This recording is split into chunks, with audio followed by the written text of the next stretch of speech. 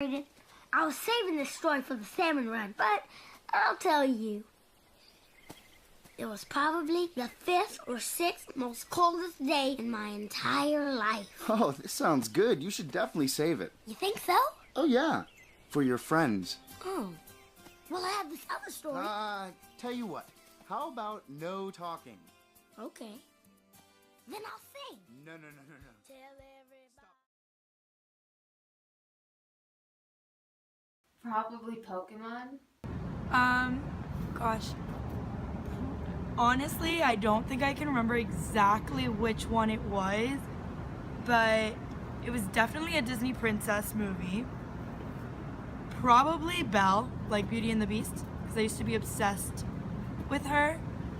The first animation I ever watched was probably Powerpuff Girls, because, you know, what else does your parents put on when you're 3 years old and you're, you know, bored?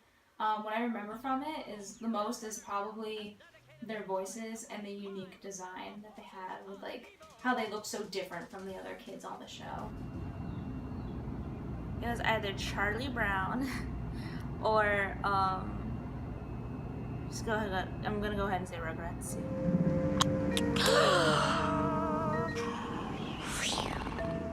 Toby. Oh, okay. So it depended on the show. If it was a superhero-based show, like, let's say Thundercats, I would pretend I was part of the team and just run around the house like, and especially with like Disney movies as well, I would sing along and dress up like a princess whenever I could, and you know, just try to be one of the characters in the movie. I tried to, like, draw all 150 Pokemon, like master how to draw them, I guess. Okay, so, just like overall, like, I just remember having themed birthday parties correlating to shows that I watched. So back to like Powerpuff Girls, I know I had like a third birthday party where the theme was Powerpuff Girls. And then a little bit later on in my life, I'm pretty sure I had a SpongeBob themed party. The memories associated with animation are, my uncle's actually an animator. Well, he's a rigger, but he worked for Disney for a really long time, and he did Mulan and Tarzan.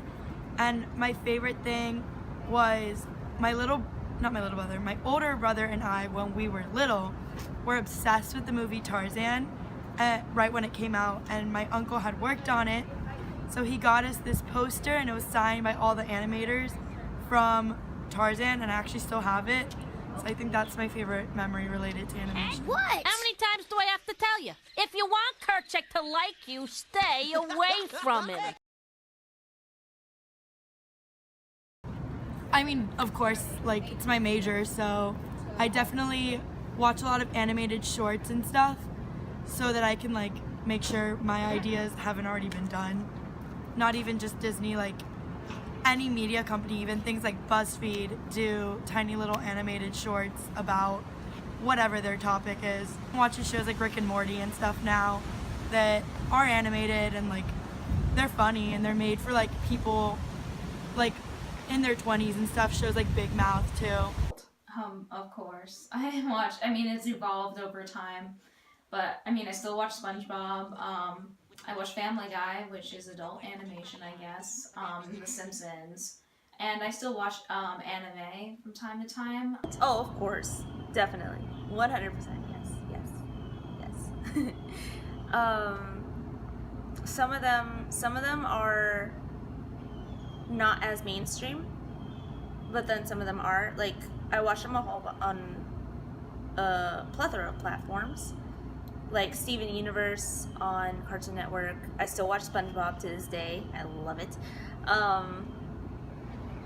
And then on YouTube, there are plenty of like independent animators. Yes, that's all I do with my life, honestly. Shit.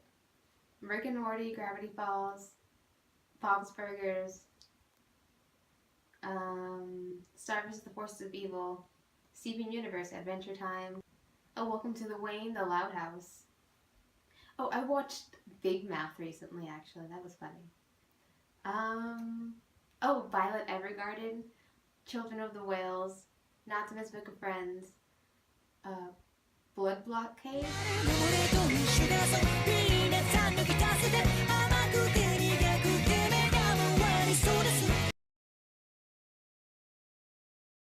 No, because it's not like animation is like strictly for like children's content. Like we have shows like Rick and Morty and Camp Camp, which are like definitely not for children. No, of course not. Of course not. No, especially with now, they're starting to get the hint. Like a lot of the animation studios are starting to get the hint that, you know, the kids that grew up with this animation are grown up now. And with that main audience all grown up, they still need to find a way to appeal to them. I don't think animation is just for children at all. There's so many things that you can go with it. Like, there's like animated tutorials on how to do certain things, like whatever it is that you're trying to do.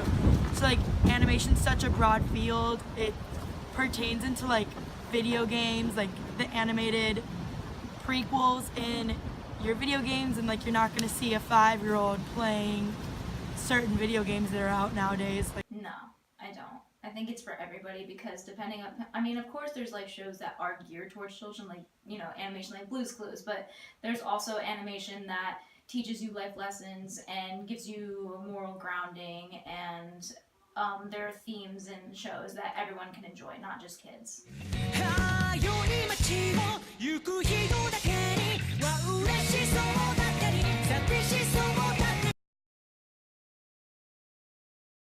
It depends on the context of the situation. I would like to see more, I guess, adult-oriented things, but I'm not into like certain types of content, so it would have to depend on the type of genre and what they're talking about.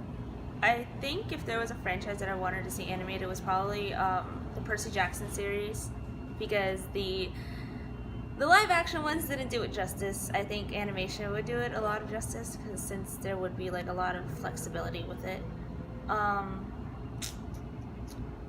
What else? Definitely more like people of color characters, original people of color characters, instead of like having Hollywood churn out another superhero that just happens to be a person of color this time. something I would definitely want to see animated, and I actually talked with a professor about this yesterday, was that there's not a lot of animation that's in Spanish. Like growing up when I was little, like you had to like watch Disney movies and animated movies in English just with subtitles. So maybe like some animated shorts or animated movies that are actually made in Spanish and then translated into English if need be.